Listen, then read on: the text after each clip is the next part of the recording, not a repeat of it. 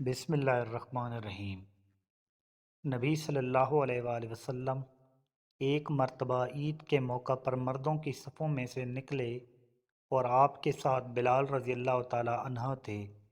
آپ کو خیال ہوا کہ عورتوں کو خطبہ اچھی طرح نہیں سنائی دیا، تو آپ نے انہیں علیحدہ نصیحت فرمائی اور صدقے کا حکم دیا۔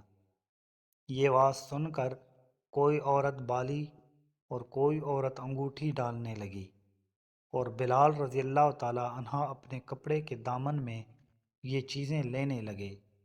صحیح بخاری حدیث نمبر 98۔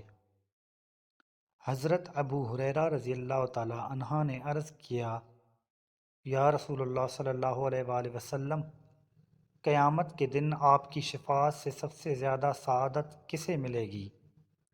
تو رسول اللہ صلی اللہ علیہ وآلہ وسلم نے فرمایا، اے ابو ہریرہ، مجھے یقین تھا کہ تم سے پہلے کوئی اس کے بارے میں مجھ سے دریافت نہیں کرے گا، کیونکہ میں نے حدیث کے متعلق تمہاری حرص دیکھ لی تھی۔